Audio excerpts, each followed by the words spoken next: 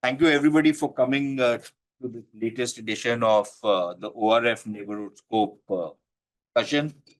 Today, of course, we are going to be discussing Nepal, uh, India's closest neighbor, uh, many ways India's best friend. But Nepal has gone through a lot of turmoil over the last couple of weeks, and some of those fires have been felt in India as well. And today, we are here to discuss what has happened in Nepal, why it happened, and what the roadmap ahead is going to be. We are joined by a very distinguished panel. We have from Nepal Aarti Baral, who's an assistant senior sub editor at the Kathmandu Post. And I will ask Aarti about the fires that ravaged through their offices, of course, apart from other things. We have Saroj Aryal, an assistant professor at the University of Warsaw in Poland and specializes on South Asian geopolitics. We have Shivam Shekhawat, who's a junior fellow at the ORF and focuses on the subcontinent. And I dare say uh, she is the pivotal person behind Neighbourhood Scope, along with our colleague Aditya Shivamurthy. And last but not the least, we have Ambassador Manjeev Puri, who has also served, among other positions, as the former ambassador to Nepal. So, without much ado, I think everybody knows what has happened in Nepal, but I don't think many people understand the dynamics of what has happened. We all have snatches of information on what transpired on our television screens and on the streets of Kathmandu, but we hope to learn a little more, get a better sense. Now, let me start the ball rolling with you, Aarti. Uh, one saw those very distressing images of the fires in the Kantipur offices, where Kathmandu Post is also tweeted, and it didn't make any sense because if the anger was on the streets of Nepal against the bad governance, um, it, why was it being taken out on the media? So, just wanted an idea from you on what happened that particular day, what you guys went through. But along with it, want to try and delve into where was this rage coming from? This rage that we saw on the streets of Nepal, so much so that they were ready to burn down everything. Where was this coming from? And as a journalist, uh, does it not worry you that uh, nobody seemed to know what was building up? Everybody seemed to be clueless of what was happening, behind the scenes. Uh, there were there no telltale signs uh, of something that was building up, or was the media so taken up by, the daily tutu meme which goes on? Somebody said something to somebody, somebody went somewhere, that kind of stuff. That you did not focus on or did not read the tea leaves, so as to speak, on what was happening, uh, and was completely ignored. And I suspect that in many ways, even the media was taken by surprise. So, Aarti, what would you say if I was to ask you? And thank you for the question. I'd like to begin by shedding a little light on what happened on September 8th. So it began peacefully as it was meant to. Students and other demonstrators expressed themselves through creative placards, slogans, drawings, singings, and even dancing. But around 11:30 a.m., atmosphere shifted. Protesters heard roars of motorbikes and noticed unfamiliar faces as well. People who didn't seem to be part of the GenZ protest. They were trying to push past the barricades and move toward Parliament building. the crowd became mixed, as far as we know, with people of different ages seemingly intending on stirring up the tensions. That felt quite suspicious. Until then, the police had remained passive, but suddenly we heard the gunshots. Gunshots rang out, and then water cannons were unleashed, and stones began to fly. That's how the situation spiraled. Yet it is important to remember that many protesters they remained peaceful throughout. The full truth is still unclear. What really happened that day demands a proper investigation. But what I think happened to my office, which was set ablaze on September 9th. I think this is a global phenomenon. I was looking at the reports, a recent report by a Stockholm-based International Ideas annual survey called the Global State of Democracy Report 2025, which covers 174 countries, shows a dramatic decline in democracy in 94 states over the last 5 years. In Nepal, the government has repeatedly tried to impose restrictions on the media and press freedom. Most recently, it brought a media council bill, which was designed to control the media. And only last year, we saw the government's vendetta against the media as it arrested chairman of the Kantipur Media Group while he was at work in office. Similarly, many journalists were targeted and beaten, as happened in pro-monarchy protests in protests this year. And for nearly 30 years, Nepal's private media houses like Kantipur publications have consistently resisted injustice and safeguarded citizens' rights, and we remain committed to doing so. Um, but on September 9th, whatever happened was totally surprising. Yes, as you pointed out.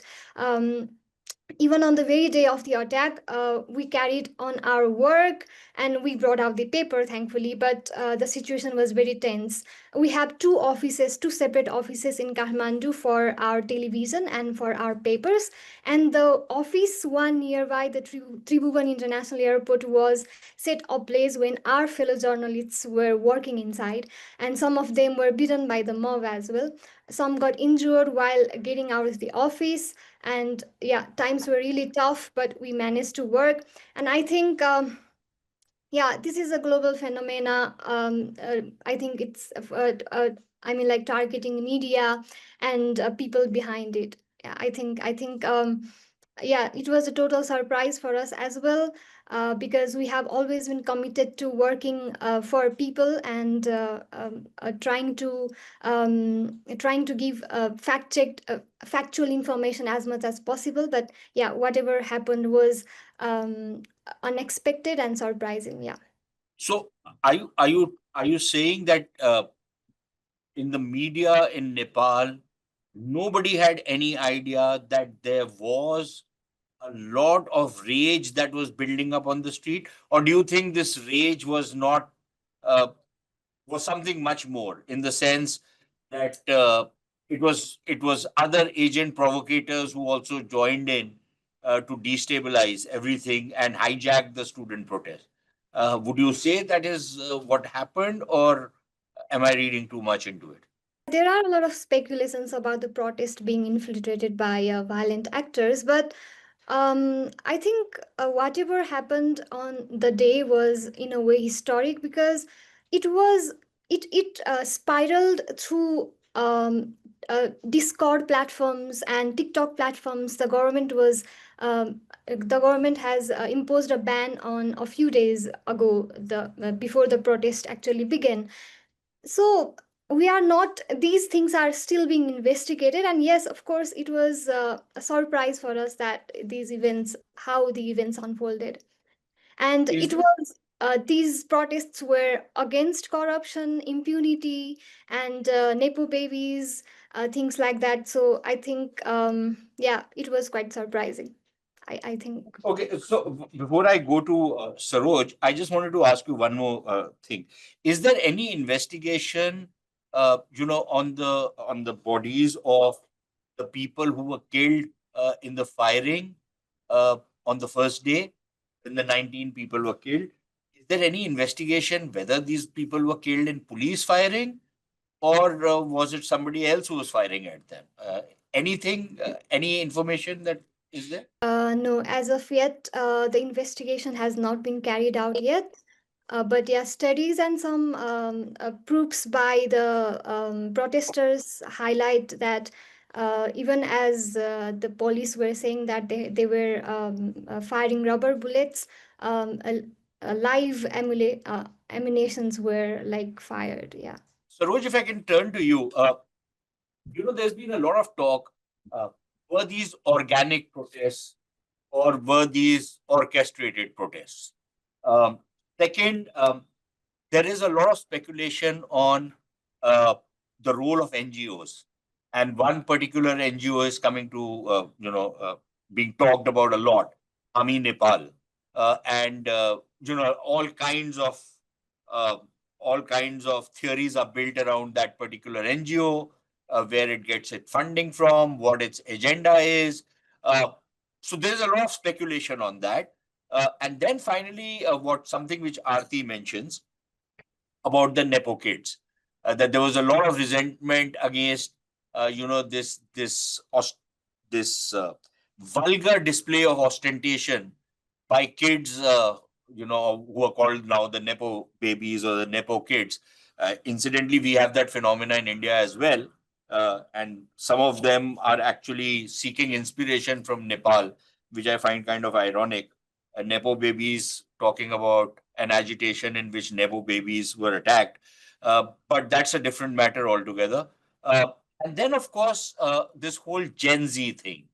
Uh, was it all passion, or was there a plan? Or is there a plan? This it's all very well to talk about the Gen Z revolution, but is there a plan, or is it just pure, simple passion and without knowing, it's uh, ambassadors. In my time, there used to be a movie called A Rebel Without a Cause. Are these rebels without a cause? Saroj. Thank you so much. First of all, let me thank Adi for reaching out to me and ORF. Yeah. So let me just spend a few minutes there on explaining why it happened, for instance, right? So Nepal has been going through that big sort of protest every 15, 20 years, and also a small scale of some sort of uncomfortable civil government sort of relations since very long time. It's not only just that it happened now, and every time, every 15 to 20 years of a span, the forefront is done by the youth. The only difference this time is that they got a connotational tag that this is led by the Gen Z. Another difference this time is it's also not led by any political parties. It was purely started by Gen Zs. And then, of course, like Aarti mentioned there, lots of infiltration, probably with lots of different hidden agenda. That's one thing. Let me tell you one more thing, that what Nepal is going through, why it's happening, and all those sort of explanation on that this is only about social media ban and those sort of things. I think there is bigger story behind, in the sense that it's just worked as that tipping point. The the social media ban is a tipping point. Another aspect of Nepal is that, let's say in a political science, we call it, there is generally two cycles that one should watch out when we do a political analysis, right? First one is a systemic cycle, whether it will be monarchy, republic, or a democratic system, federal system, or whatever it is. And the second is a prosperity cycle. In Nepali, we call it a Bidhi cycle and Sambriddhi cycle, right? So one is a Bidhi. I think Nepal is doing excellent in terms of Bidhi cycle, the systemic cycle. They have been going big protest, and we are having a positive changes in terms of having a liberalized or a democratized or a republicized sort of political system. But in terms of Samriddhi cycle, let's say prosperity cycle, we haven't done anything.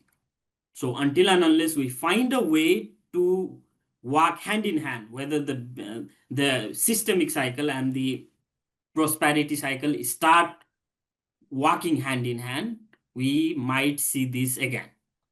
That's one thing.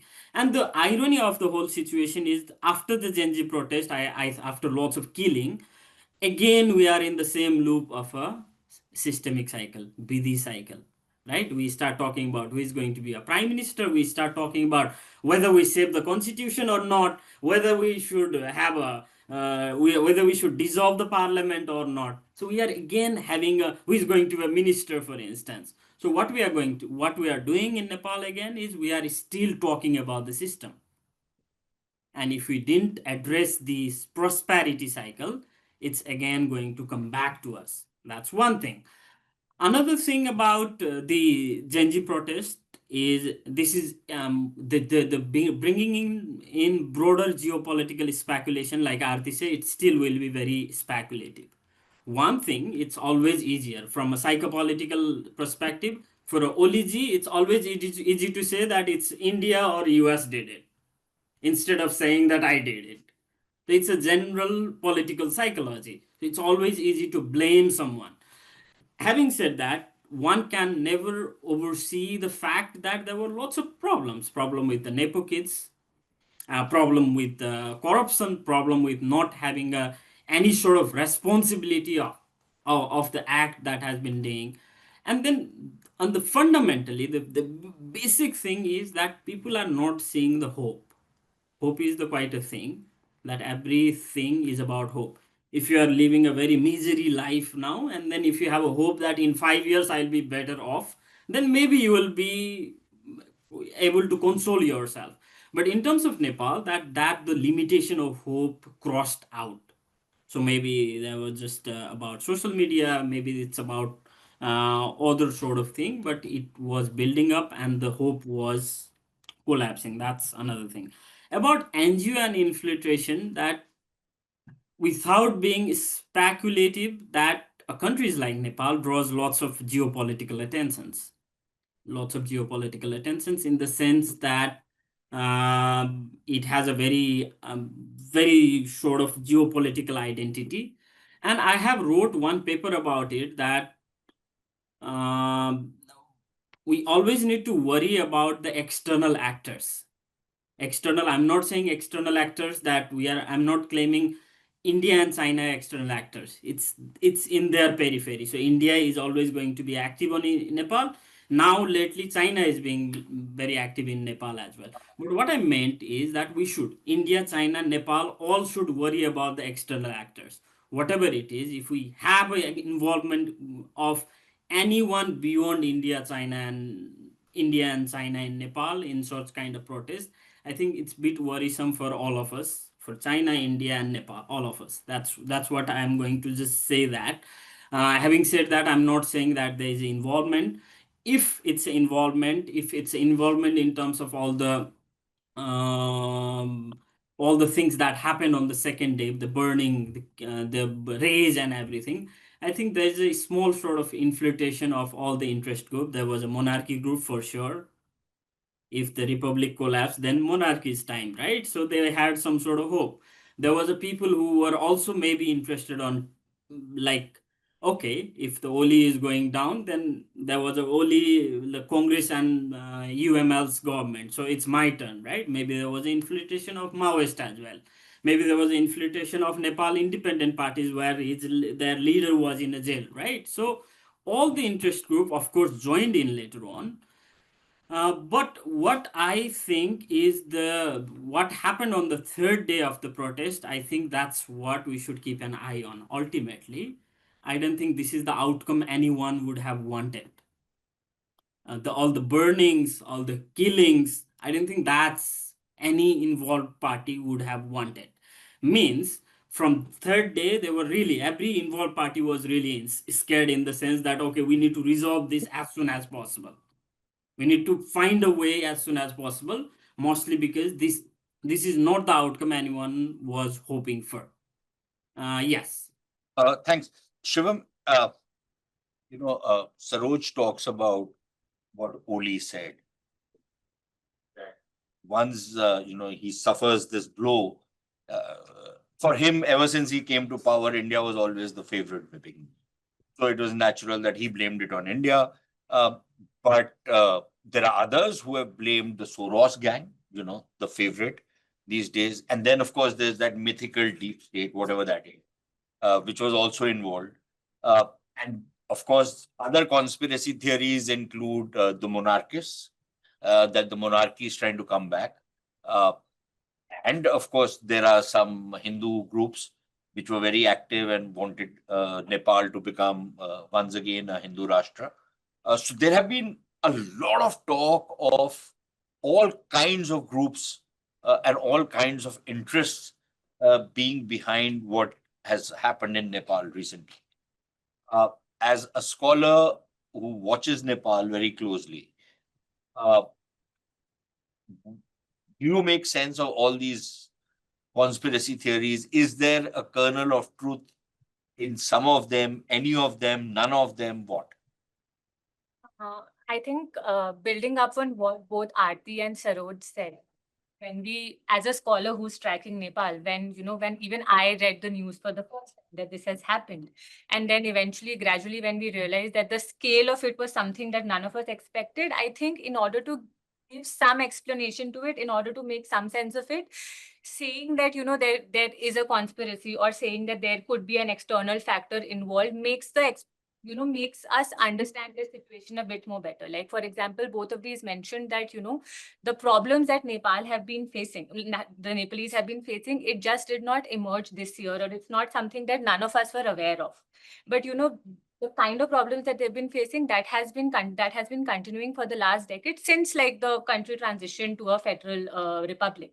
But when we say that, it's the younger generation, the generation Z, which we don't kind of see as somebody who would be politically aware, and they manage to organize a protest of this scale and size. I mean, that does, the simpler explanation for that for any lay person would be that, there is some external hand involved, and especially for a country like Nepal. Like, we all understand, as Saroj also mentioned, that both India and China have stakes in Nepal. There are also other actors who have some interest in what happens in Nepal, in the internal stability or the political leadership in Nepal. So if you look at it from that lens, we would say that maybe because they have so much stake involved in the country, it could be that they had a role in kind of, orchestrating this whole thing and ensuring that whoever comes to power next is kind of more amenable to their interest. But I think that takes away a lot of agency from the Nepalese themselves, and we have to give them acknowledgement for that. I mean, if you see the economic condition inside Nepal, if you see, like,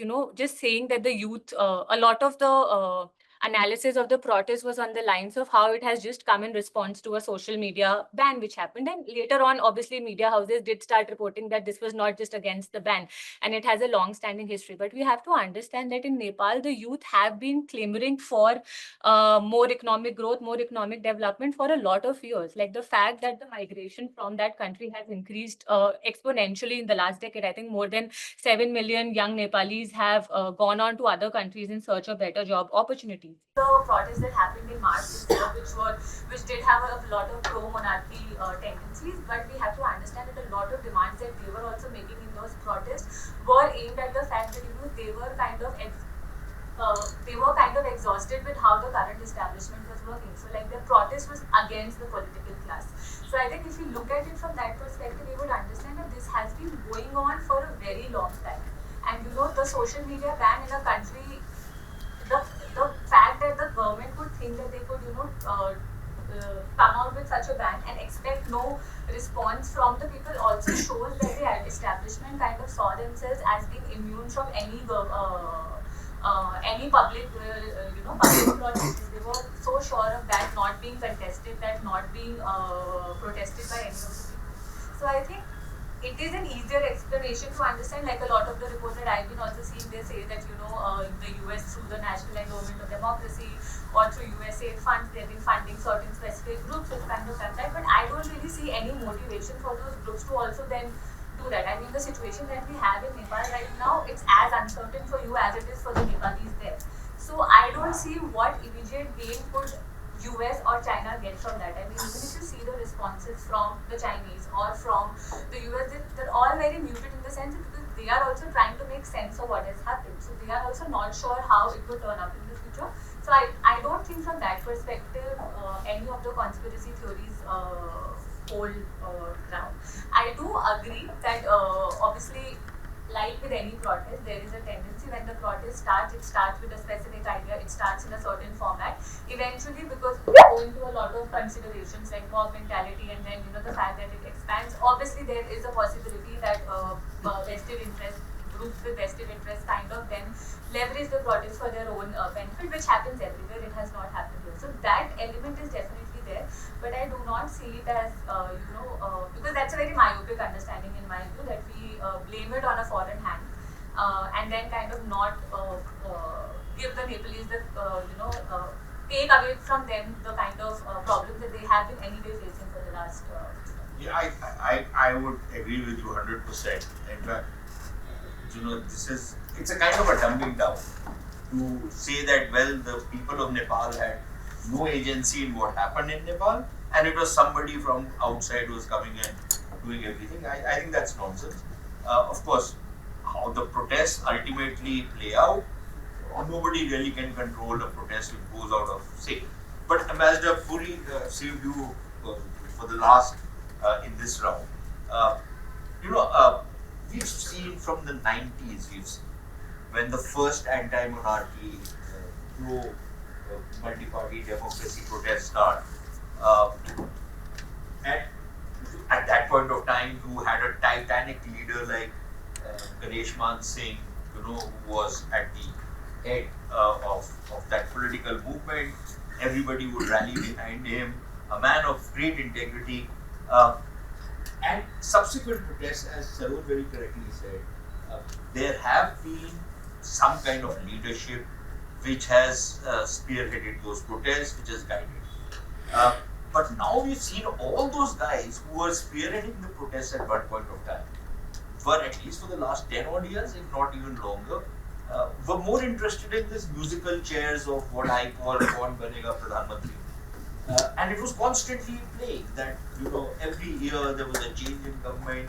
It seemed that everybody was only interested in who's going to become the next prime minister. Obviously, there were pressures building up, on the street, which nobody very clearly read. My point to you, purely from an Indian perspective, for somebody who has served as ambassador in Nepal, do you think India has been, and I'm looking at Nepal, but I'm also bringing in some of the other countries, India has been kind of caught off balance by what has been happening, in the sense that this is a region in which we have very important stakes in the stability of the countries out there, in the prosperity of the countries in our neighborhood, and we seem to be as surprised as everybody else when all hell breaks loose. There's the same to some extent in Sri Lanka, we've seen that in Bangladesh, we've seen that in Nepal. From what I hear, there has been a lot of consternation in India of what has happened in Nepal. So there's nobody who's very happy with what has been happening, because there is suddenly this danger of chaos and anarchy on our borders, and in a country as important for India as Nepal is. How are you, as somebody who's been there, who's seen it, who's dealt with these issues, how is the Indian state likely to be watching what is happening?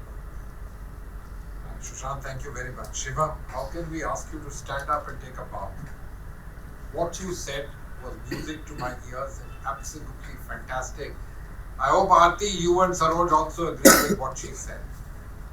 Let's stop this business about blaming others. Let me say a few things about Nepal. We in India have had 197 years of a colonial rule and 70 years since then.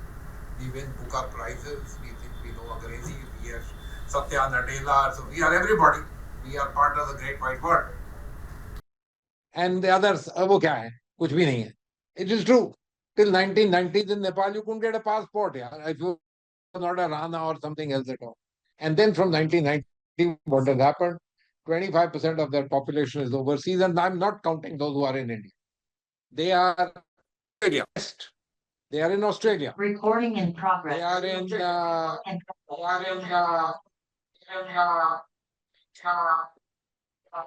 Which So, they are in Australia and Southeast Asia, Japan. If you please, how many Indians go to Japan to work there? वहाँ किसी गांव में चले जाओ, you see posters saying learn Japanese. ये नहीं कोई poster लगाता जब तक वहां पर कुछ हो नहीं रहा होता. They are all over Europe. 25-30 odd % of the Nepal's GDP is remittances. So this connect has been of an order that we don't understand. We frankly don't. And globalization is not only about big car and big road and tall building, etc. It's about a mind. And let me leave this thought with you. This Western liberalized mind, let's leave Donald Trump outside this story. That's a different kind of story at their level of operation, not for us kind of thing. This kind of a thinking is something which has, in a sense, reached that society. Reach them क्योंकि मेरा भाई बंधु बेटा भाई कोई ना कोई बैठा हुआ है उससे बात कर रहे हैं. I can tell you in 2016, Sher Bahadur Deuba came for a state visit. We were going to Tirupati. We stopped in Hyderabad. We had a briefing by Infosys in their headquarters, their offices in Hyderabad. And at the end of the day, and the whole thing was about applications produced for mobile phones. At the end of the day, don't mind my saying so, one of the absolute top members of the Nepali delegation leaned to me and said, ambassadors are mobile phone. Don't they all have smartphones? Sir, that's the difference between us and Nepal. Please understand. The first and most important thing to understand, the level of awareness of this global ideas and inculcation of that is of a qualitatively different idea. Also propelled by this Maoist insurgency and its aftermath. Nepal has more NGOs. The only other country in Asia which had more NGOs was Afghanistan. Now it's Nepal. Churches, this, that. So there is a kind of activism. This George Soros is a kind of word within India, seems to have, this man is 95 years old. Yeah. I mean, from where we get these ideas, I have no idea. Do you think today, boss of the deep state would have been looking around to see Nepal में कुछ हो रहा है? वो तो पता ही नहीं नेपाल की स्पेलिंग क्या है? बातें कर रहे हैं. Who would be happy? So let's give this agency. Secondly, I think we should be crystal clear. There was infiltration. My answer to why things went out of control is a little different from what these young people and others would tell you. Because they are young and they don't have the experiences of being practitioners and administrators. Look, in all our countries, so this is not the first time that large numbers have got mobilized in Nepal. They were mobilized in the 50s to kick the Ranas out, were mobilized in the 90s to move away from that Pratinidhi Sabha, that kings run Panchayati Raj business. Now one. Yeah, and now one. So consequently, people know the numbers. It's a numbers game is known. Why did the administration? Why was it not prepared? My understanding, one straightforward reason is they didn't anticipate like anyone else. That's not okay. They should have anticipated. Should anticipate of things going wrong. That's how you prepare yourself. Were these crowds infiltrated by monarchists, others, disruptive elements? Somebody mentioned Lami Chane's people, somebody mentioned... Was it arrogance of power? No, so yeah, good word. So all this is absolutely correct. Absolutely correct. That, all these chaps infiltrated, no doubt. You remember some months back, some monarchist district, they got mobilized 2,000 people, only mobilized 12,000 against them. That's the reality. India is besotted with this monarchy kind of business. But let's say wo doodh mein dhule hua nahi hai. Let's be very clear about all that. Now, why was the administration not prepared? One is they had the same kind of lack of understanding of all this as us. And secondly, and so the two words are both hubris and arrogance. The part of the government machine. It's that way a small country. Everything happened in Kathmandu. Bahut badhiya cell phone connectivity hai. Immediately, I can tell you the SP on the ground would have spoken to his boss, would have spoken to his boss. There's no way the answer wouldn't have, which is why it went right to the very top straight away. Why did they not act in a more matured manner? After all, protests happened in the 50s. King was removed as a result of protests. No mass killings, no large-scale killings. And let's not go by India's numbers of mass.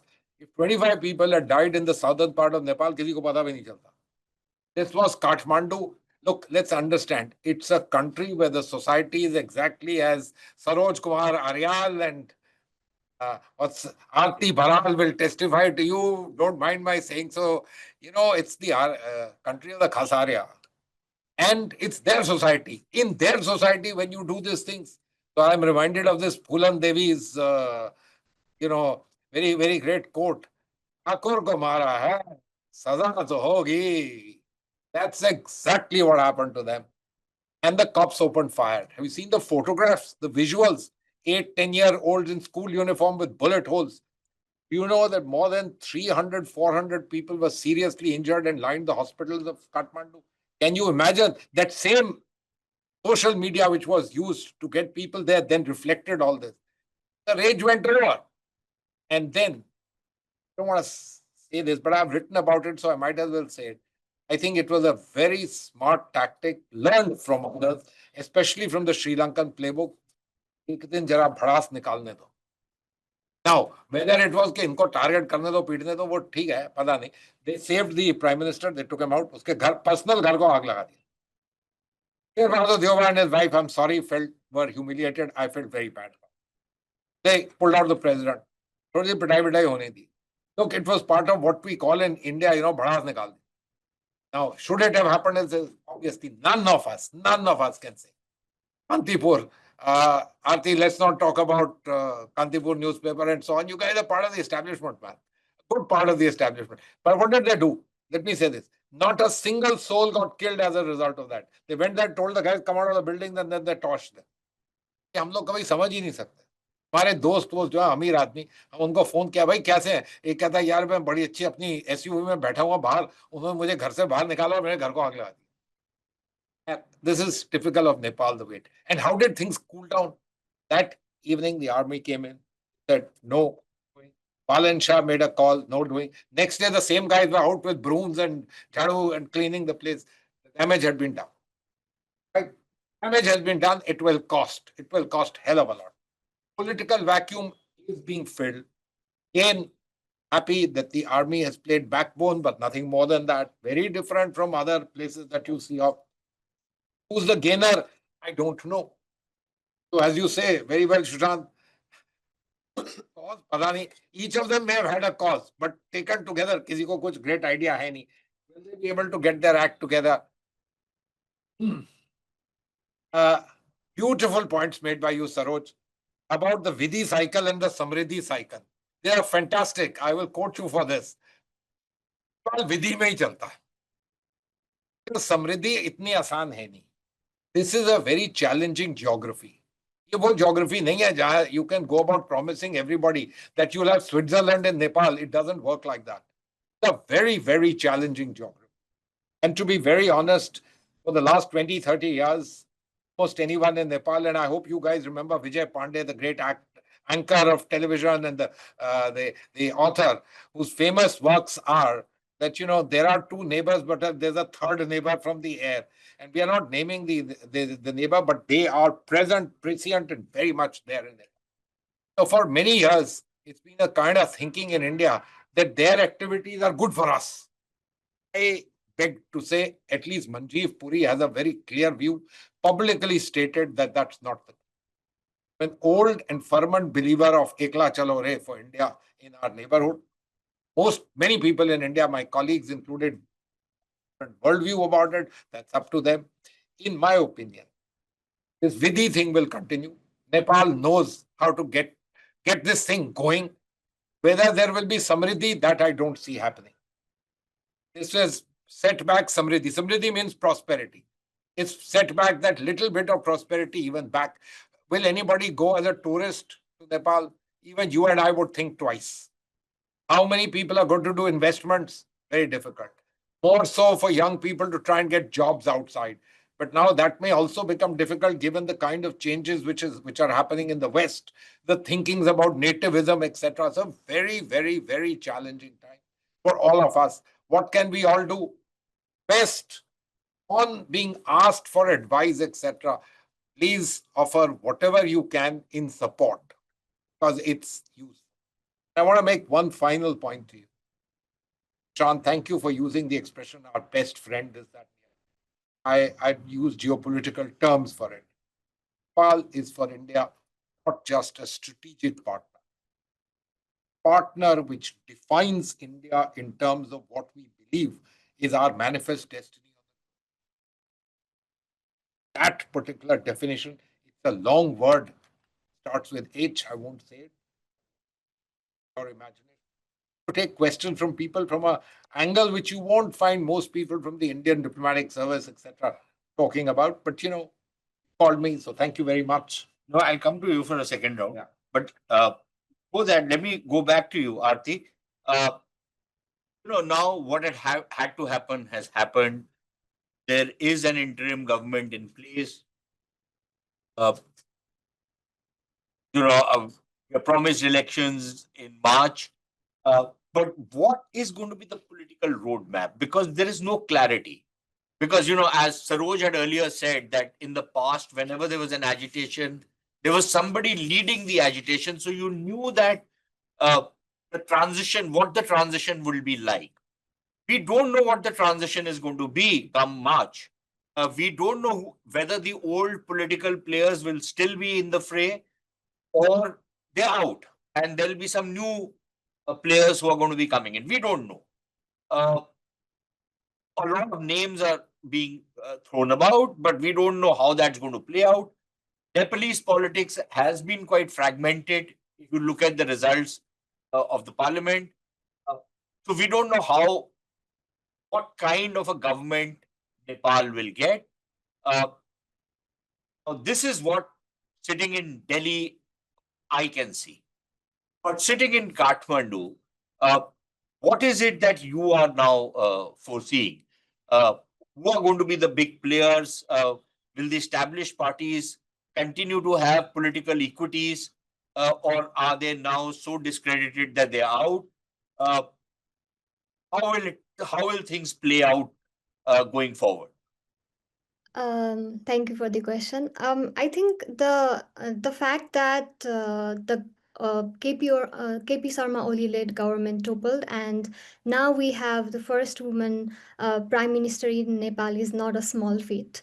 These youngsters, Gen Z, came together to the street, and then it led to the toppling of the government, and we now have a new government. And yes, of course, there are many challenges in terms of holding elections in March 2026. And of course, there is an environment where now political parties are paralyzed due to the revolution. It seems like that. And it is also pretty ironic to see how these parties are now coming together saying that they must save the constitution.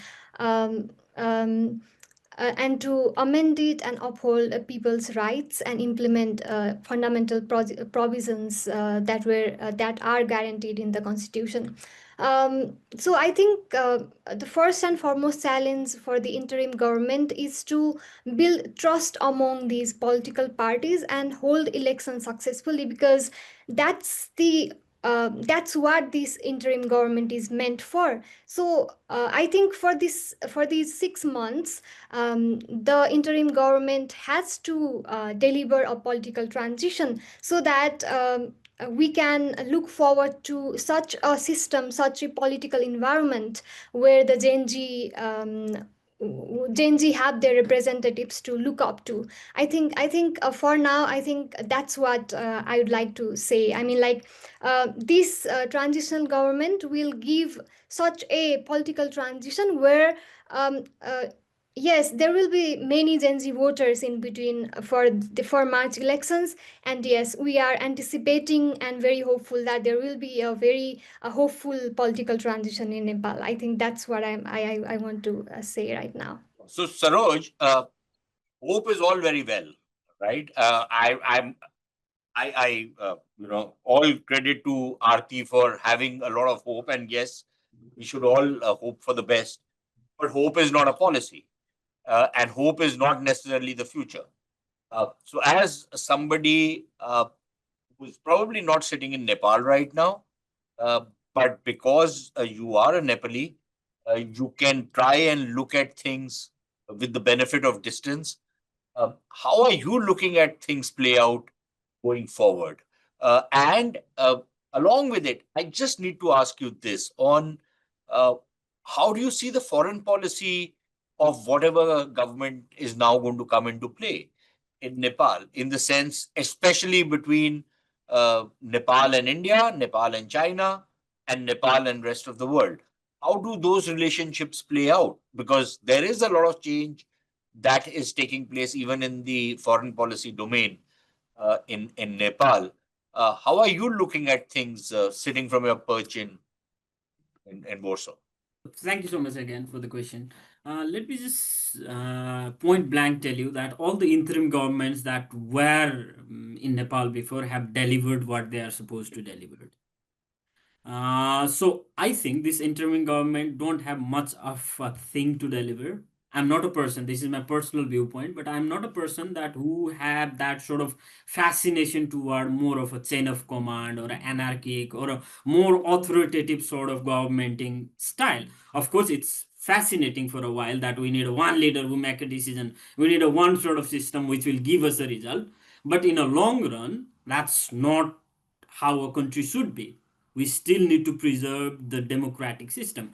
And the thing is that this Gen Z or the population like me or a little bit younger than me don't really have that awareness of or the idea that what it is to be live under the monarchy, for instance. Right? At least now you can go to a Facebook and say that anything you want to capability, right? You won't be able to do that, freedom of expression and those things. So the interim government, the primary thing is to deliver what is good for Nepal, that is a democratic system. And let the people, or let the people who are decision makers to decide the fate about the federalism and everything. But in terms of broader governmental style, I think the parliamentary democratic system should prevail in Nepal, and it should stay as it is. That's one thing. The second thing that this interim government needs to deliver is what Gen Z demands, like the investigation on things. So first of all, they need to investigate who did the infiltration, why the killing happens, and who is responsible for that. That's on the part of this particular. That's on the part of this particular event, and I think they already established the committee yesterday. That's what I was reading about. Three people's committee, the special committee to do an investigation. The second thing also, they might not have a time, but at least they need to leave. So I'll give you an example. For instance, there was a guy who is now the energy minister, like Kulman Ghising, who used to be a director of Nepal Electric Authority, and he just removed the idea of load shedding from Nepal. And all those people who came after him never was, despite they wanted to have a benefit out of it, it was very much difficult for these people to implement the load setting again. So we also need to have that one break, like a one sort of established mechanism that will make people to think or make people to question all the moves of government. So means that they need to have a more systematic approach to how to handle this transparency, corruption, and all those things. That's on the interim government side. In terms of foreign policy, I absolutely agree with Ambassador Puri here. Right? For Nepal, I don't think Nepal should have that much of say or that much of investment in terms of having the external, like a beyond neighborhood foreign policy. Of course, there are interests. Of course, there are Nepalese going to Japan, Australia, or any Middle Eastern countries. They should have interest there. But fundamentally, Nepal should have a very clear idea on how they want to interact with India and China. That's all. That's a primary focus. That should be a 90% of Nepal's foreign policy. That I have been advocating. That anyone should be doing that. That 90% of focus of Nepal's foreign policy should be dedicated to India and China. So I really hope that, of course, there are lots of talk on trilateralism, this and that, but at least Nepal needs to have a clear idea on what they want to achieve from China and from India, even if they were not able to achieve this so idealist trilateral form of mechanism, right? So that's all. Shivam, one of the very distressing pieces of news which emerged after the violence in Nepal was how the records of all government offices had been burned. Whether it was the courts, whether it was the Indian government, all of it. And there have been some reports that they're virtually starting from scratch. They have no records of anything left, uh, which is purely from a governance point of view a nightmarish situation. Uh, how does the next government start addressing those particular issues? That's going to be a major challenge for whoever comes into power, including for the interim government. The interim government can't say that, okay, 3 months, 6 months from now, there'll be a new government and it's their problem, because in 6 months, people's lives are at stake. Property issues are there, all kinds of other things. Any idea on how the government is proposing to tackle this particularly? As you mentioned, definitely, I think a lot of, especially if you talk about the judiciary, I think case files of more than 25,000 cases were destroyed. A lot of the archival records were destroyed, and the Supreme Court has, like, they've made like a makeshift setup as of now in the complex which was burned, and they started listening to a few petitions, and also started looking at complaints raising from the current products and everything. So definitely this is a major problem that the interim administration as well as the government which will come in power next year will have to grapple with. Because if you realize that this targeting was also kind of like systematic in a sense, like a lot of these very important offices were targeted. So be it the Supreme Court, so a lot of land revenue records have been targeted, a lot of records of the Commission for Abuse of Authority.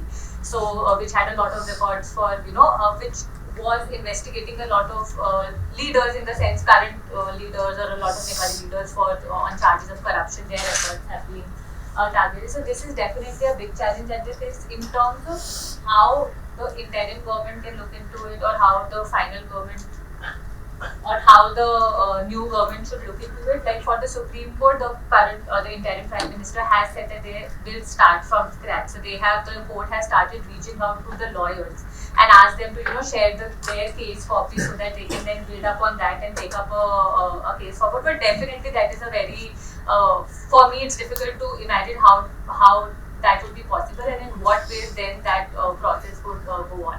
But I think for the other things as well, I think for land revenue, Nepal did land revenue records. There was an attempt in 2019 to kind of maybe make it online to some extent. I'm not sure what the progress in that front has been, but I think if there is some sort of like an online repository that they can that has to be fallen back onto, because otherwise, in the absence of physical records, it's very difficult to see what has happened. And I think that also, because of this specific targeting and this specific burning down of a lot of records, there were more concerns about, that it was infiltrated in the sense that there were a lot of jailbreaks as well, and there were a lot of, so one of the leaders from the RSP it was initially told that he was taken out of the jail because the police felt that for security purposes it is important that he be taken out. But later on it came to the forefront that there was no like it did not happen. It was actually just a jailbreak that he orchestrated. So that is, I think, all of these things did raise concerns that a lot of the vested groups did just kind of barge into in the mayhem of what was happening and then just did their own thing. So I can't completely rule that out. And a lot of the political parties and their party members would have maybe taken it as a means of just ensuring that okay, just go. Anyway, so much is happening. You just go there and burn down the records, and nobody is going to put. You can't put the blame on anybody. Like, how do you realize that is happening? So this is definitely, I have from the current interim government side, I have only what I have heard is on the Supreme Court how they were planning to deal with court records, and that is like the Prime Minister does understand that they will have to start from scratch. What is that scratch? It is still difficult for us to foresee, but this is a major governance challenge that any administration would face. So, Master Puri, last question before I throw it open to the floor.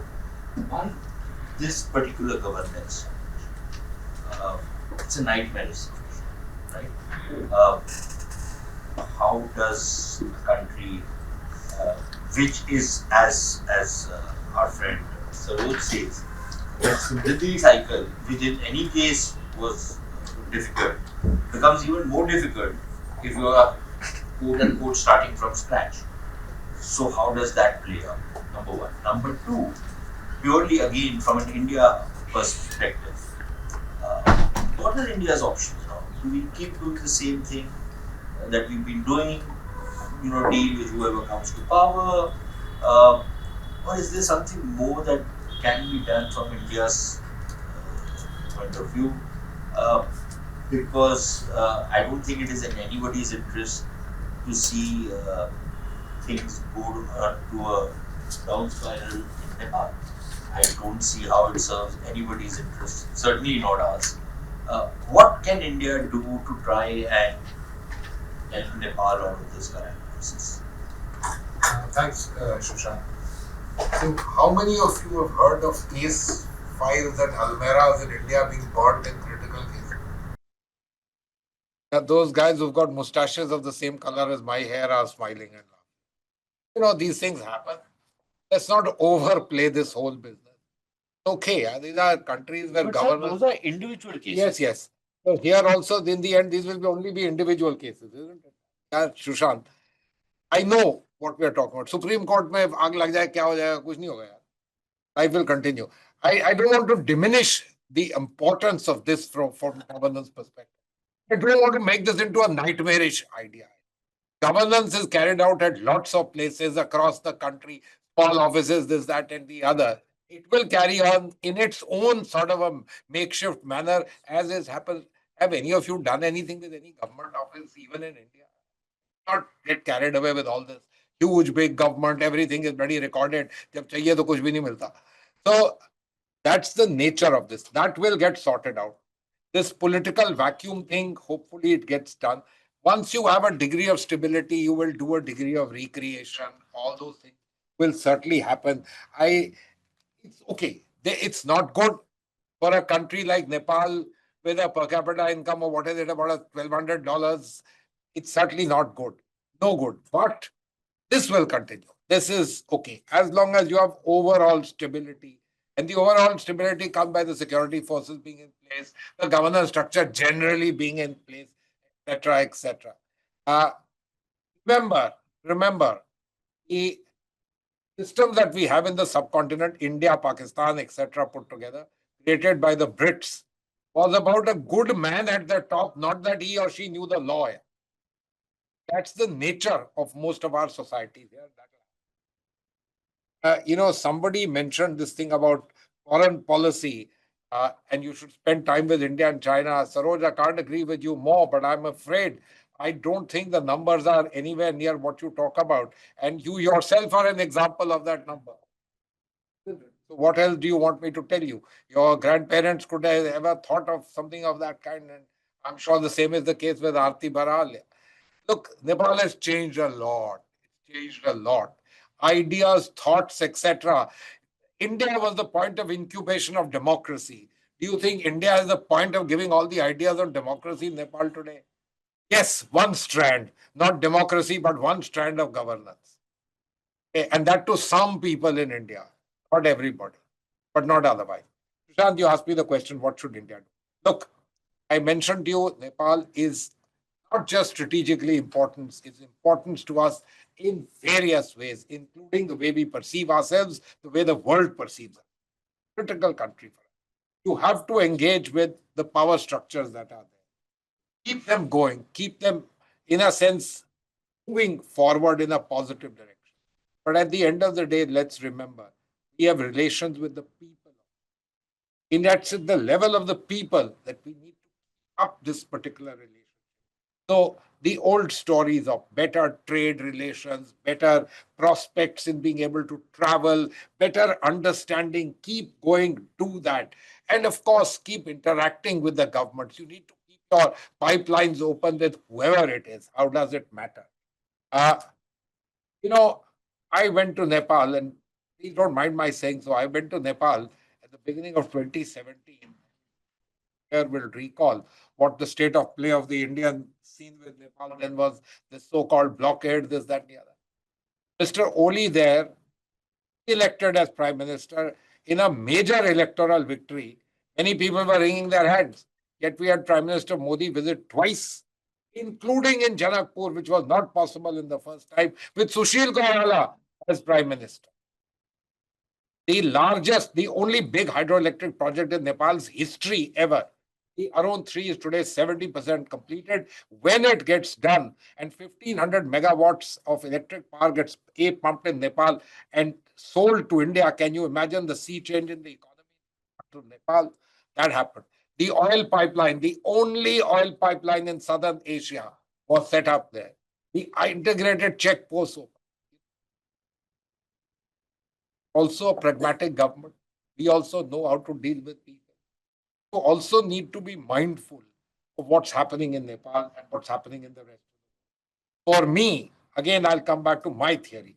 That's my perception. Nepal is too important for us. And let's not look above the third neighbor, as people say, or the northern neighbor. That's their issues. We have to be mindful of that. We've got to stick to our business. For me, it's Ekla Chalo Re for Nepal, most important element. Many may not agree with it. That's a different mind. That's my view. Thank you, sir. The floor is open for questions. Please raise your hand, identify yourself, and identify whom you are putting the question to.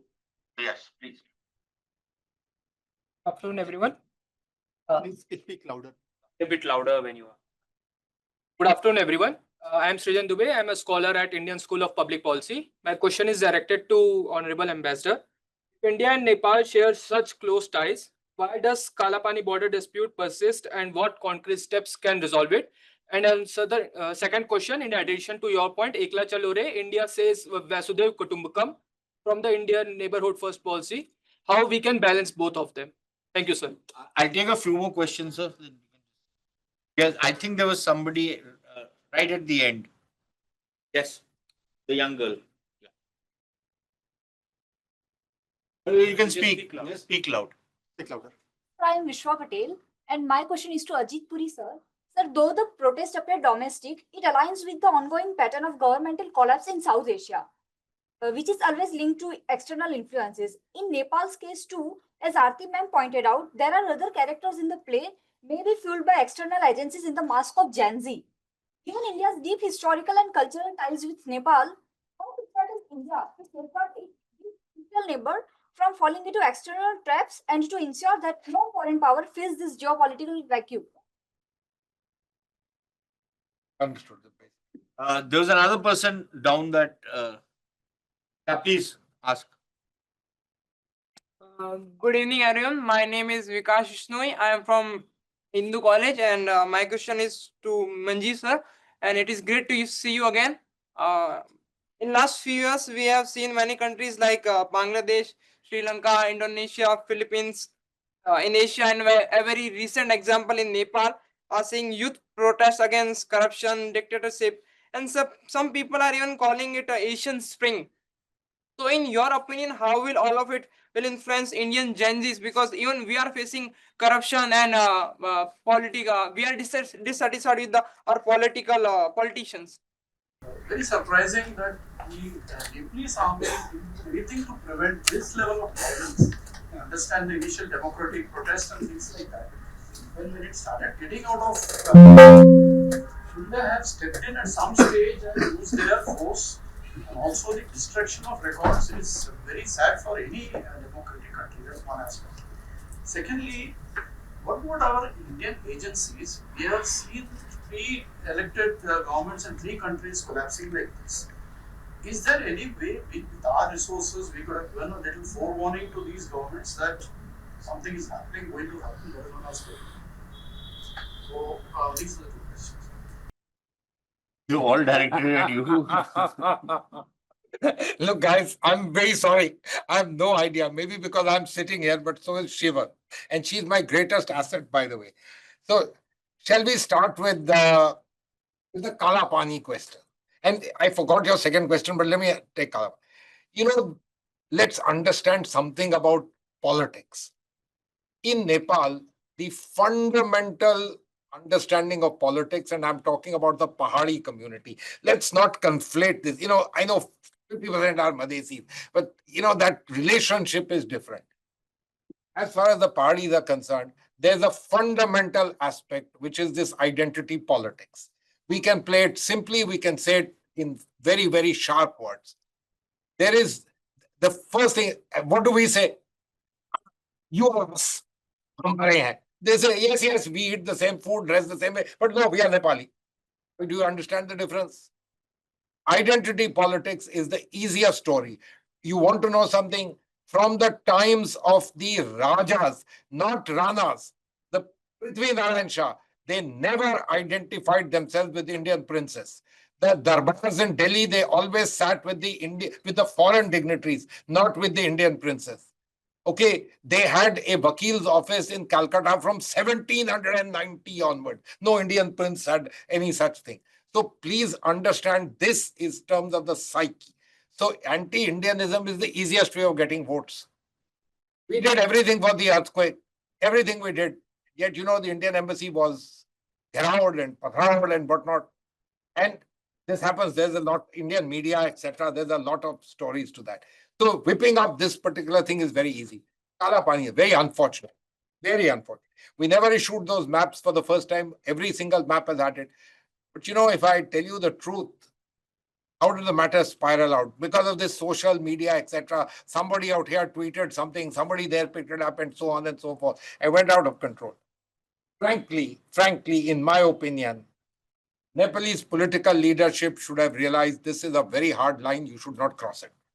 There are 2-3 other places where we are having discussions on border issues. Why? Because the river shifted course, this happened. These were matters of discussion. The place has never been in Nepalese control. It's always been in Indian control. We have had India-China trade agreements from there. Abhi dobara hua, no issue at all. But at that point, remember, the Oli government was going through very tough time. And the tough time was that Mr. Prachand was saying, come on, man, you had a deal with me that your time is up. It's my time to take over. And that's exactly what has happened. Something that you should also remember, the last election in Nepal again threw up a fragmented polity. Usually in this politics, Mr. Prachand, whenever he joined with anybody else, that lot just went over the majority, and so they could form a government. So Mr. Prachand's favorite methodology was saying, I have only 40 MPs, but if I join you, he would tell either the Communists or the Nepali Congress, you would be over a majority, mere ko Prime Minister bana do. People would agree. Sometimes they won't agree, they would do some deal. After 2 years, the two biggies said, no good, we will get together and let's put this guy out. Now, you know what that means? That little business of having a bell to the parliament also goes out, because when you have 2/3 majority, you're sanguine. Mere ko aapse kya lena hai? You are doing your protest, you do your protest. I am sitting, I have got people's mandate 5 years. All these ideas grow in you. And how did all of this sort of happen? Something else very interesting happened. For the first time in parliament, 20 MPs out of 275 got elected from this youngsters party, Ravi Lamichhane. We may have any number of issues with him and his American nationality, but the young in Kathmandu came around behind them. Then they elected Balan Shah, who is not from any of the established parties. So can you imagine the pent-up feelings among the young people? And the general view would be the old guys got together. The net result, you can see, these are the pent-ups. The tipping point, of course, being the social media and bans and all those sort of things. But these things happen in politics. You not only have to have a pulse on the people, especially if you are a homogeneous society, you need to remember that you need to react and understand and show a degree of empathy and understanding of people's needs. People are not just a faraway business once every 5 years. They are the people who are sitting there. I'll come to that question about India in my understanding of things. Madam, external threats. Look, what is the big difference between the Rana movement, even the Panchayati Raj movement, and now? It's globalization. Our countries, India, we may have been a colony, but all these countries, Bangladesh, Sri Lanka, etc., everyone has had massive exposure to globalization. Sri Lanka and Nepal are, in fact, fantastic cases of similarity. More than 30% of their GDP consists of remittances. They both, Nepal continues to suffer. Sri Lanka suffered a lot from COVID and disastrous politics of the then government, the Rajapakse government. You remember what they did? And quite apart from, rent seeking in a most egregious sort of a manner, you can call it Nepo kids, this, that, and the other, whichever way we look. And there also, the army did the same thing. Let them jump on the mattresses, etc. Sri Lankans perhaps did not. The police forces in Sri Lanka did not fire and kill people. So the pent-up frustration that, which I said, Thakur ko mara hai, saza to milegi, was not needed. Allowing you to have hamburgers and drink vodka from the fridge was sufficient. Here, needed, I'm saying so in retrospect, trying to understand. They waited only till the evening. When they came out, everybody calmed down. Everybody started making the same thing. The thing didn't last 3 years, 2 days. One day that protest and the next day the violence. And next day onwards, people came out on the streets. So should they have done more and all debatable. But in various ways, many people would say, hard-headed action by militaries need to be thought through. And we should understand we are a very different kind of country, India. Huge, big, diverse country. The hard part of our government is very hard and very distant from the people. Pakistan also like us, but not most other countries in the world, which is why you have Arab Springs, you have all of these. Someone mentioned the Asian Spring. Look, I want to leave a thought with you. The street can bring about momentary change, but in the end, it's the same lot that continues, isn't it? Do you remember the Arab Spring? Mr. Sisi has taken over from somebody else before that. Yeah. That's the nature of it. I don't want to talk about the interim government. Please look at the CVs of all the people. They have to be part of the same thing. Yeah. It's the same set of people who in the end know how to run things. And even though who are clamoring for change, their change finally boils down to only the person. Mr. X, go. Even Mr. Y, who looks just like that, is okay. Because you also realize what else is there. And Vidhi is important, Saroj, isn't it? Vidhi is very important per se. And that's the nature of all of this goes. Was there any other question that I didn't at least touch upon? So I think there was that. Wasn't there? So, dekhiye, look, let me make this point to you. I thought I stressed this right at the beginning. We are today the largest country in the world in terms of population. We are today the 4th largest economy, certainly going to be the 3rd largest economy in the world within the next few years.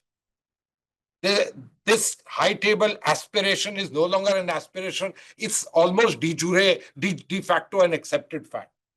But how is it perceived in various parts of the world? There are several ways of perceiving it. One is, can you buy lots of my stuff? Are you a big market? Are you really a big market? Are you really worth it? Can you contribute to global problems, etc.? The other is, do you really have equities around you? And that's particularly important. And the word is hegemony. So let me say it to you. We all have grown up considering this to be a bad word, but it's the reality of life. And that's the nature of why Nepal is critical for India. Why nobody identifies you with Pakistan or even Bangladesh. But everybody, and because we are sitting in Delhi and everything is Delhi-centric, Sri Lanka can't be that close. But frankly, it should be. And that's the nature of this definition, which is why it makes this country critically important for us in terms of even our own sets of aspirations. And this doesn't mean control, not at all. Respect their sovereign rights, their rights to be themselves. Respect it. Learn to respect this particular fact. And I'm not going into the military aspects of the strategic business, and all those are all well known. Respect, do it. It's important for us. Please. Amit Gupta, question is young scholar Shivam. Shivam, to your understanding, Walk up a little. sure. So, what measures can be taken to ensure that the current protest leads to sustainable reforms and meaningful changes rather than just temporary solutions or co-optional by established political parties? My name is Harsh. I'm from Hindu College, second year. Again, proud to meet you, sir. The question which I have, like, I'll just make one statement briefly and then I'll go to the question just to give a context. When this youth against corruption thing began, I was in one of the Discord servers and the invite suddenly popped up around 1st or 2nd September. I joined it, then I ignored the whole fiasco. And then when I was speaking with you, sir, that very night I kind of checked the server, like what's actually happening here. One interesting observation to me was a large use of virtual machines. That is, you create a virtual machine, you back that account up with it, then you attach a bot to it and you parallelly run accounts. What becomes very interesting is it's of course an organic protest, but when it is organic, something might have been the tipping point where it becomes violent, where you kind of organize or instigate people. Now on 14th, towards the question, on 14th, this Gurung fellow of Hami Nepal, he asks Karki to resign because she is not following their kind of opinions or consultations. The question is, has this two questions? One question being, is this organized by external forces where natural sentiments have been cultivated to come onto ground, take a violent future? Two, is there really going to be stability coming ahead because of all this fiasco? Because essentially that fellow also wants to taste power, in my opinion. I'll keep that open to the entire floor so that they can hop in. I think I'm Ashpreet Kaur from Jamia. So my question is basically when this all started. So am I audible to all of you? be a little louder. When this the protest started and we heard or saw the news of it, and we have been hearing this as a Gen Z protest. So basically, what I want to ask is that there have been issues in Nepal like corruption or nepo kids and everything. It's not a new thing. It has been in there since like years. And then if I say it as a Gen Z protest, so whenever a protest or a revolution happens, it's mainly the youth who leads it. So calling it merely a Gen Z protest, does it like oversimplifies the cause and the social and political consequences or the changes whatever being happening? And like we as a Gen Z, we don't we don't receive the news from the TV on social media or other like phone platforms and everything. Basically, I want to ask is calling it merely a Gen Z protest, does it like overshadow the entire scenario? My name is Sudip Kumar Das. I am currently pursuing BA Political Science Honors from ARST College. So my question is to Ambassador Sir, that what should be the mechanism or policy for India to prevent this regime change operation, which we've seen from the US involved from the Cold War to the current Arab Spring to the revolution, color revolution in Ukraine and Bangladesh, where Yunus has come, who having a close relationship with the Democratic Party. What should be the policy for us to protect this regime change operation done by external factors? Last question. Yes. Good evening, everyone. I am Sheen Rana from Hindu College. So my first question is that what mechanisms can be implemented to ensure that the future generations beyond Gen Z feels included in governance? For an example, participatory budgeting, then youth codes and digital governance platforms. And my next question to you is that many protesters say we want change, but not the same leaders in the new clothes. So, do you think that Nepal has the leadership to match this mood? Yeah, that was my question. Okay. So I think because this was the last round, I'll go to Aarti. Any of the questions you want to weigh in on, please feel free. Last question. I think Nepal has seen many political upheavals in the past decade. So, and it is no secret that our politics has been in the grip of select political parties who have acted on their vested interest rather than on the welfare of the people. And I think, yes, there are, of course, some silver linings.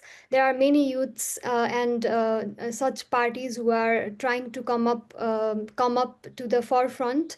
And I think, yes, Nepal has that capability to house the younger generation in its political platform. Yeah, I think that's the last. I think that's all for the last question. I didn't actually type all the questions, other questions, sorry. Okay, fine. Saroj, anything you want to say? conclusion. So, I'll just answer one of the question of probably from the colleague from Jamia about the GenZ, like merely calling it a GenZ, right? I think it's I started my talk from there. It's a connotational, right? So if, there was a protest of Black Life BLM movement in US, but there are white people who participated in that movement, right? So it's just someone who started it, a movement is started by someone, and then it's a Gen Z movement. It doesn't mean that other age group do not have a chances to participate in those sort of things. About the Hami Nepal, it's very important question, and this is also I also have a very distant observation like you are, right? I was not there. I'm still not there. So my observation is, if you see the building up all those things that was happening, so most of the leaders were under the protection of military, and then there was a huge discussion, and there was a huge debate ongoing that who is Gen Z, who is the representative of Gen Z, which is the authentic group of Gen Z, and there were lots of discussion. So nobody know what they want, who they want. And then another thing that is started to came up, that there are the political parties, youth group, they started to come up with their own demands, that we want monarchy, we want this, we want that, right? So I think on the fourth day, if I'm not wrong, that there was a big sort of press meet that Mr. Rishi Dhamala organized in Reporters Club. I think that's very pivotal moment in what happened in Nepal in terms of interim government, right? Before that, nobody had an idea, or nobody have a courage, or nobody have a direction where we want to go. And for that matter, I think one sort of course, with the questionable sort of involvement that Mr. Gurung had, but I think we should also give a bit of credit to him, that at least he put the demand out clearly so that we had an interim government. And also we need to give him a credit that he discarded the idea of removing the constitution at all. That we shouldn't forget that we took almost 10 years to write that constitution, two constitutional assembly and everything. So we cannot go through that again. We cannot go through transition to transition in a country like Nepal. So for that reason, of course, he have a like the attitude, the language, the approaches that he have is very questionable, and in a way, it's very apolitical as well. Like political people know how to talk, how to behave, how to put the things up front, but he doesn't know that. But in the broader perspective, the contribution that he had made, I think it's very tremendous in that sense. Yeah. Shivam? I will answer what sir asked me in terms of what a sustainable solution do we see now in this post-revolution phase. I think for the interim government, and this is something that we discussed throughout the session, that the priority for them is to ensure that the elections proposed for March 2026 happen, that the current the mainstream political parties and all the other parties are taken into confidence in terms of ensuring that those elections are free and fair, and that there is a new government which comes into power. Now, if you talk about what that new government could do differently in terms of ensuring that the reason why this protest happened, the reason why so many people died, so many young people died, like something should come out of it in terms of that. We would expect that any government which comes into power makes a conscious effort to understand firstly what the grievances are. Obviously, we know that the protests were against economic misgovernance, they were against corruption, but then specific understanding of what those demands were. So like, for example, if we talk about economic development, we do understand that the Nepalese youth want more jobs inside the country, that the unemployment rate of the young population is significantly higher, and that is the reason why they're all migrating. And the people who are staying back as well, they are not employed in productive sectors. Like they're also involved in a lot of service-based sectors, and there's no economic diversity. A lot of the reliance is on public sector jobs. So I think that a conscious effort to address that has to be made. And I think that can also be made only after whichever this new political class, if at all, comes to power. They also make a conscious decision to ensure that they understand that the red line or the underlying focus moving forward would be to ensure that there is stability, that the constant change in governments, the constant making and breaking of coalitions, which I feel is at the root of all the major misgovernance that we see inside Nepal. If that is, I think if they take a start in that aspect as well, I would still see it as a small win. So I think as a scholar, I see those as, maybe some steps that could lead to a sustainable solution. Smriti, shall I just say something to you? You know how many years did Nepal have stability? Answer that question. How many years since its creation did it have stability? When do you date the creation? Prithvi Narayan Shah. Oh, it's about 100. Answer. Oh, sorry. बताओ कितने साल थी? So, it was about like during the monarchy and all there, it was. साल बोल दो कितने साल? 100 साल, 150 साल, 150 साल. ठीक है. And what was Nepal at the end of the time when they were removed? Where was it? It was an LDC. All right, let's not get taken in by this. Italy is a member of the G7. They've had 45 governments in 52 years. I don't advocate that you keep changing your governments. But you are right, the sentiment that you have is very clear that stability is necessary for peace and development. Peace is also necessary for that. Your sentiment is right. But with the way it gets expressed is a very simplistic kind of concept. And that's exactly what these Rajavadis and all are running after. Do you know something? Rajavadi parties, since the elections, have hardly won any seats. एक दो सीटें मिली. एक उनका leader था, क्या नाम है उसका, वो फॉरेन मिनिस्टर भी होता, कमल थापा, वो अपनी सीट हार गया है. मैंने उसको पूछा, यार इतना भी नहीं समझ आया कि अपना seat, you should win your own seat. Even that is not possible.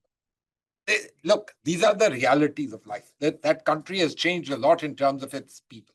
Somebody asked me this very convoluted question about regime change in Ukraine. I didn't quite figure that out. But look, large countries, large polities have large hegemonies and great interests that within their hegemonic sphere, people sort of are with them. India can't be any exception to that.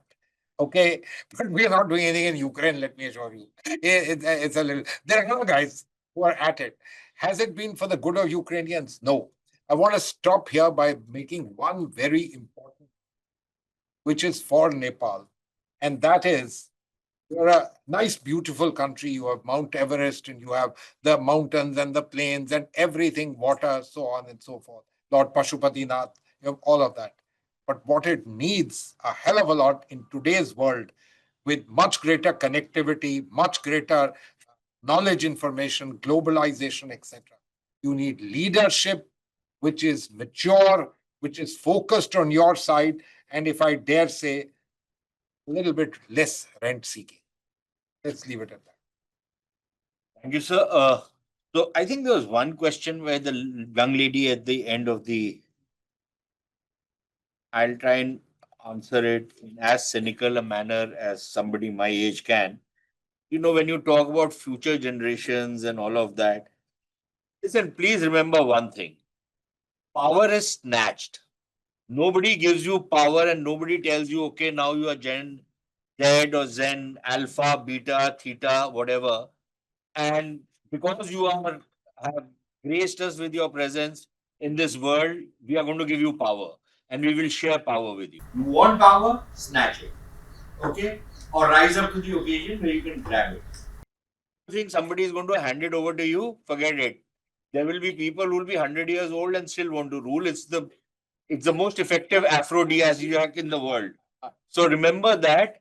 And, it's okay at young ages, everybody wants, thinks of very nice things. But the cynical answer is, if you want power, grab it, otherwise forget it. And on that unhappy note, I think we've had a very good discussion. A very enlightening to hear from our colleagues in Nepal. And hopefully we'll have more such discussions with both of them.